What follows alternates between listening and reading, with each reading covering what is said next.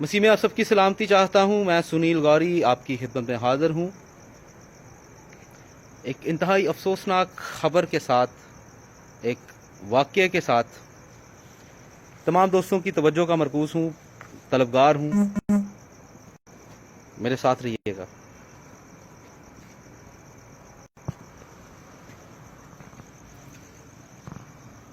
आप देख सकते हैं नाज़रीन, एक घर में मौजूद हूँ और ये एक मजबूर बाप,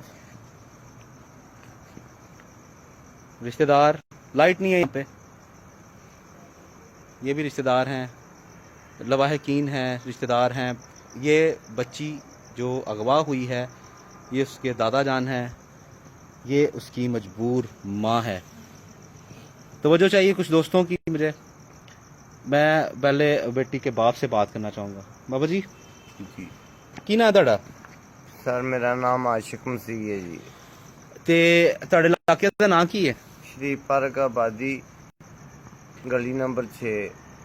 ਗਲੀ ਨੰਬਰ 6।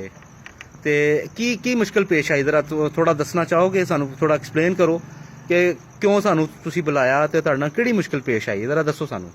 सर, मैं इबादत का टाइम थी। ਕਿਦੋਂ ਦਾ ਵਕੂਆ ਹੈ, ਕਿਦੋਂ ਦੀ ਗੱਲ ਕਰ ਰਹੇ ਹੋ? संडे ईद का दिन थी। ਜੀ। इबादत का टाइम थी। ਹੂੰ सारे जी इबादत ते गए हाँ। ਜੀ।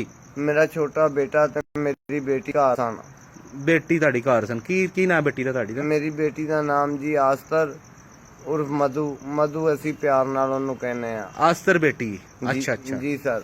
ਅੱਛਾ। ਉਹ ਈਸਟਰ ਵਾਲਾ ਦਿਨ ਸੀ? जी सर। ਕੀ ਹੋਇਆ ਫਿਰ? ਉਸ ਤੋਂ ਬਾਅਦ ਕੀ ਹੋਇਆ? सर, फरदोस बीबी ने ਉਹਨੂੰ ਫੋਨ ਕੀਤਾ। ਫਰਦੋਸ ਬੀਬੀ ਕੌਣ ਹੈ? ਉਹ ਇੱਥੇ ਰਹਿੰਦੀ ਹੈ,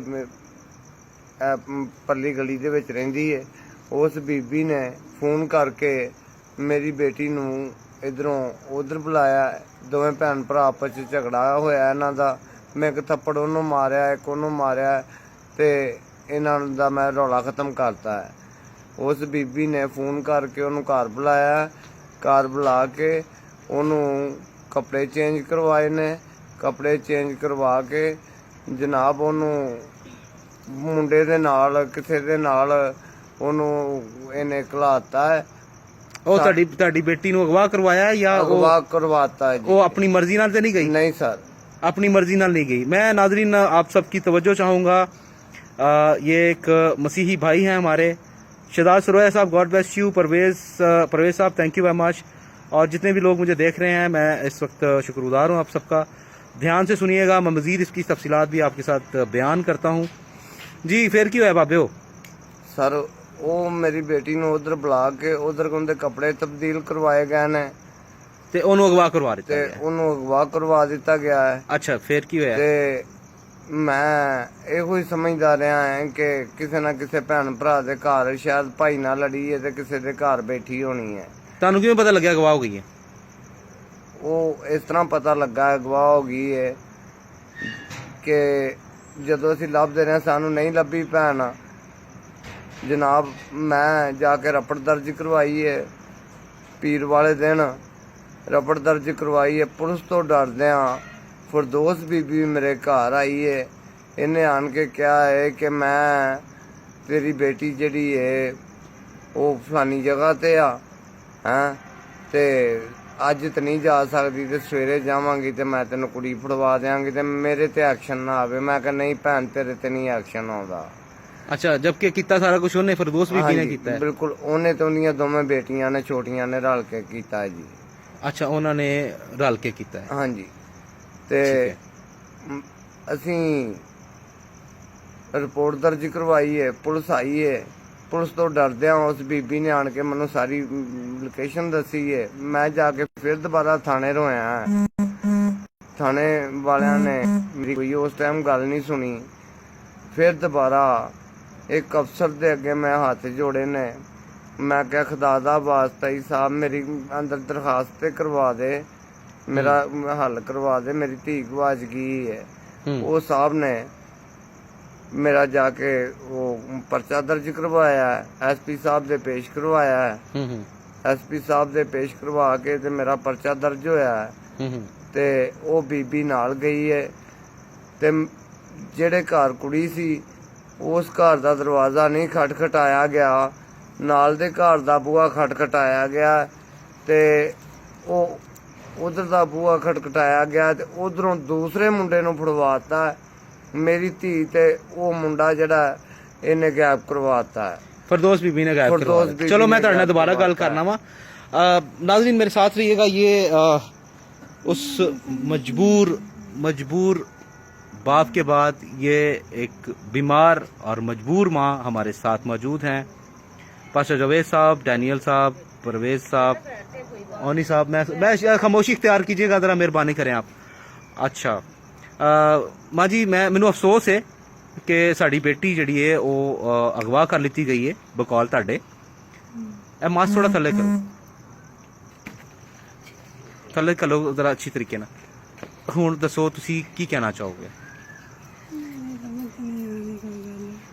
ਹਾਂਜੀ नहीं समझ आ रही था। अच्छा नाज़रीन, यहाँ पे बच्ची के लवाहिकीन में से इनके दादा जान हैं और ये बाकी रिश्तेदार हैं। मैं इनका घर भी दिखाना चाहूँगा अंदर से। ये मुझे आते ही इन्होंने कहा था कि पहले मेरा आप घर देखें, मुझे बताएं अपना घर की सूरत हाल क्या है जी? ये मेरा घर है, ਵੇਖੋ ਜੀ, ਛੱਤਾਂ ਚੋਂਦੀਆਂ ਨੇ, ਕਿਸੇ ਵੀ ਟਾਈਮ ਸਾਡੇ ਤੇ ਡਿੱਗ ਸਕਦੀਆਂ ਨੇ। ਆਟਾ ਦੇਖੋ, ਇਹ ਮੇਰੀ ਮੱਟੀ ਹੈ, ਇਹ ਸਰ ਵੇਖ ਲਵੋ, ਮੱਟੀ ਦੇ ਵਿੱਚ ਆਟਾ ਵੀ ਨਹੀਂ ਹੈਗਾ। ਅਸੀਂ ਗਰੀਬ ਆਦਮੀ ਆ, ਬੜੇ ਪਰੇਸ਼ਾਨ ਆ ਤੇ ਅਸੀਂ ਇੰਨੇ ਕਿ ਜਨਾਬ ਪਰੇਸ਼ਾਨ ਹੋਏ ਆ ਕਿ ਸਾਡੇ ਪੈਰਾਂ ਦੇ ਹੇਠਾਂ ਜ਼ਮੀਨ ਵੀ ਨਹੀਂ। ਅਸੀਂ ਕੀ ਕਰੀਏ ਜਨਾਬ, ਕਿਰਾਇਆ ਵੀ ਨਹੀਂ, ਸਾਡੇ ਘਰ ਬੱਤੀ ਵੀ ਨਹੀਂ ਜਨਾਬ। ਮੇਰੀ ਧੀ ਵੀ ਗਵਾਚ ਗਈ ਹੈ, ਮੈਂ ਕੀ ਕਰਾਂ ਜਨਾਬ? ਮੈਂ ਤੇ ਲੱਭ ਮਰ ਗਿਆ।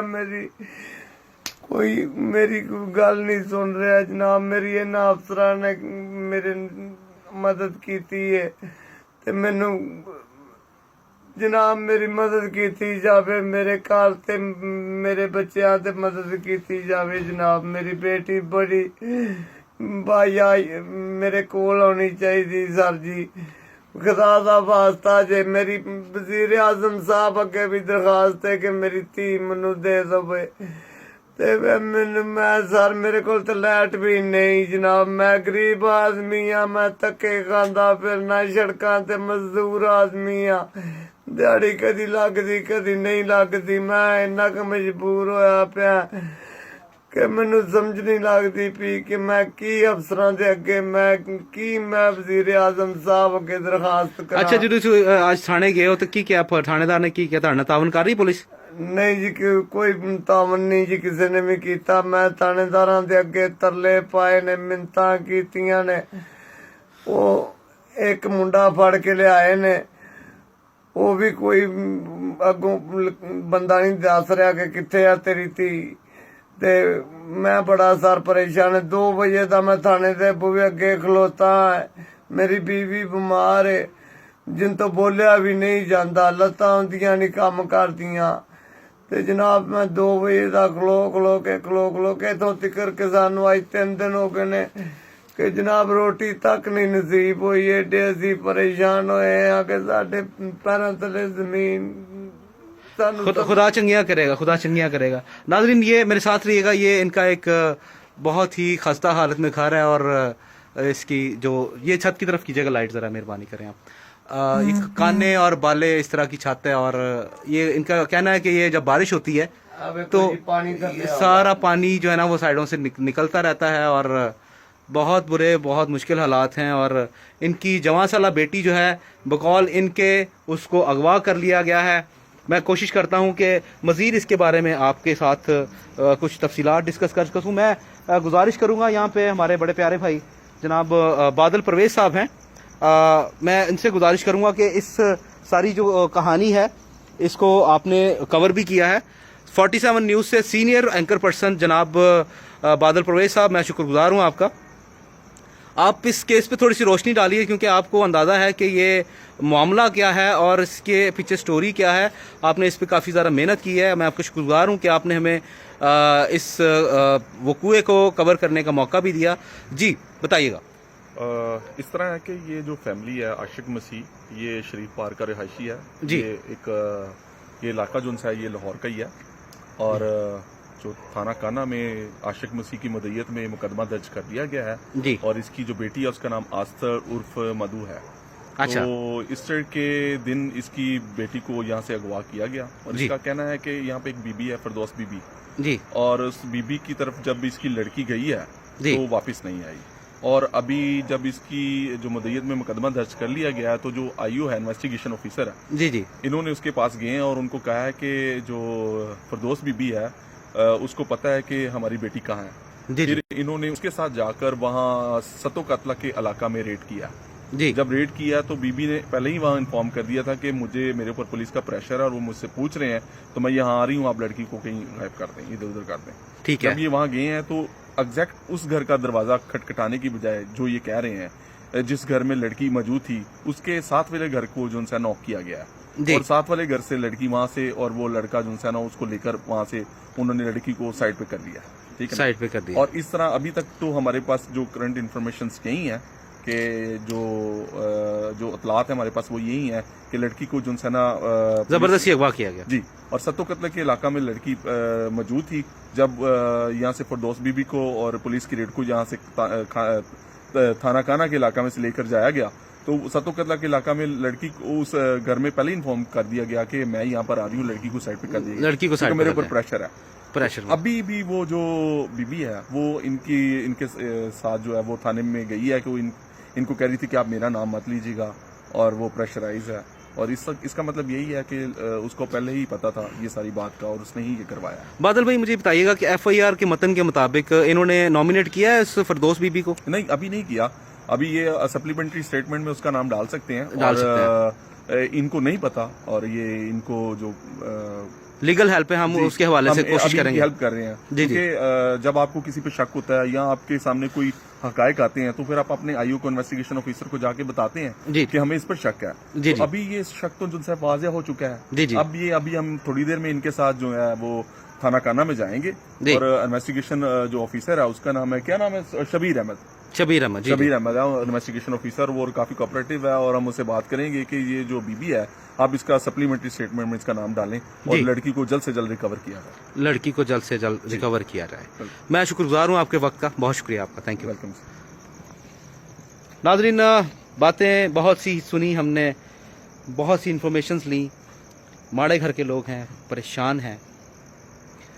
اطلاعات کے مطابق پتہ یہ چلتا ہے کہ اس گھر کے اندر، جس گھر کے اندر اس وقت ہم موجود ہیں، یہ فیملی پچھلے 22 سال سے رہ رہی ہے اور ان کے گھر میں بجلی نہیں ہے، کھانے پینے کے لالے پڑے ہوئے ہیں، کھانے کو کچھ بھی نہیں ہے ان کے گھر میں۔ ماں بیٹی جو بچے کی ماں ہے وہ بیمار ہے، میرے خیال پیرالائز ہیں وہ، اور ان کو بات بھی ٹھیک طرح سے نہیں ہو پا رہی ہے، لائٹ یہاں پہ نہیں ہے، باپ جو ہے وہ بھی باولا ہوا پھرتا ہے اور پریشان ہے اپنی بیٹی کے دکھ میں۔ اور لائیو ویڈیو کرنے کا جو اصل مقصد یہ ہے کہ ہمارے جو اصل چہرے ہیں ہمارے معاشرے کے اندر ان کو سامنے لے کے آیا جائے۔ میں شکر گزار ہوں سوشل میڈیا کا کہ جب یہ سوشل میڈیا آیا ہے تو ہمیں بہت سارے ایسے مسائل جن کی رسائی عام بندے تک نہیں تھی، خاص طور پہ اوورسیز پاکستانی جو ہمیں باہر سے دیکھتے ہیں، جو پاکستان سے پیار کرتے ہیں، ان کو اس طرح کی خبریں نہیں ملتی تھی۔ میں خدا کا شکر گزار ہوں کہ ہمیں اپنے لوگوں کے لیے استعمال کرتا ہے، اور آپ سے مختصر یہ گزارش کرنا چاہوں گا کہ خاص طور پہ اس فیملی کو آپ کی دعاؤں کی ضرورت ہے، آپ کی مالی معاونت کی ضرورت ہے، اور انسانی حقوق کے وزیر جناب اعجاز عالم اگسٹین صاحب سے گزارش کروں گا آپ کو کچھ ہی دیر میں اس بچی کے حوالے سے جو ایف آئی آر ہے وہ میں آپ کو واٹس ایپ کر دوں گا، تو متعلقہ تھانے کو جناب آپ کے تعاون کی ضرورت ہے، آپ ان سے بات کریں، بچی کو بازیاب کروایا جائے۔ ایسٹر کے روز یہ بچی گھر سے نکلتی ہے اور فردوس بھی بتایا جا رہا ہے کہ اس کو ورگلا کے یا جس طرح بھی مجھے نہیں پتا کیا ہوا، اس نے اس کو کڈنیپ کروا دیا ہے، اغوا کروا دیا ہے، پرچہ درج ہو چکا ہے، لیکن ابھی تک ان کی کوئی سنوائی نہیں ہے۔ جو مین ملزم ہے اس میں سے ایک بندے کو انہوں نے جو غلط مطلب بندہ ہے وہ اریسٹ کروا دیا گیا ہے، لیکن جو مین ملزم ہے ابھی تک اس کو پکڑا نہیں گیا ہے۔ تو مختصر اپنا بہت سا خیال رکھیں، ویڈیو کو زیادہ زیادہ شیئر کیجیے گا، اور اس خاندان کو آپ کی محبت کی، آپ کے پیار کی ضرورت ہے، اس کو اپنی دعا میں یاد رکھیے گا. اور اگر آپ ان سے ملنا چاہیں گے، ان کے ساتھ بات کرنا چاہیں گے، میں آپ کو ضرور ملواؤں گا. اور میں آخر میں جو ہمارے کولیب پاکستان کے وکلاء حضرات ہیں، میں ان سے بھی گزارش کروں گا کہ جس خاندان کے پاس بجلی گھر میں لگوانے کے لیے، یہ کرائے کا گھر آئی تھنک سو، اس گھر کے اندر بجلی لگوانے کے لیے پیسے نہیں ہیں، وہ کھاتے پیتے کیسے ہوں گے؟ اور اس کے بعد آگے ہم چلتے ہیں تو اپنے خاندان کو، اپنی بیٹی کو بازیاب کروانے کے لیے وہ کس طرح سے اپنے آپ کو وکلاء کی فیسز کو جو ہے وہ افورڈ کریں گے. تو میں ان اداروں سے گزارش کرنا چاہوں گا کہ جہاں تک ہو سکے ان کی ہیلپ کریں قانونی طور پہ بھی. اور تمام جو قانون نافذ کرنے والے ادارے ہیں ان سے بھی گزارش کروں گا کہ اس خاندان کو آج ہماری ضرورت ہے. اس طرح کے بہت سارے ایسے خاندان ہیں جن کی رسائی نہیں ہے، جن کی پہنچ نہیں ہے، جو اپنی بات کو سمجھا نہیں سکتے، ایکسپریس نہیں کر سکے. لیکن میں ونس اگین اپنے خدا کا شکر گزار ہوں کہ وہ ہمیں استعمال کرتا ہے، اور جب تک ہماری سانس میں سانس ہے، آخری دم تک ہم اپنے لوگوں کے لیے کسی بھی حد تک جانے کے لیے تیار ہیں اور ہمیشہ تیار رہیں گے. اور میں چاہتا ہوں کہ ہم گھٹتے جائیں اور ہمارے خدا کا نام جو ہے وہ ہماری زندگیوں سے ظاہر ہوتا رہے. خدا آپ سب کو بہت خوش رکھے، اس خاندان کو اپنی دعا میں یاد رکھیے. God bless you all. Thank you very much.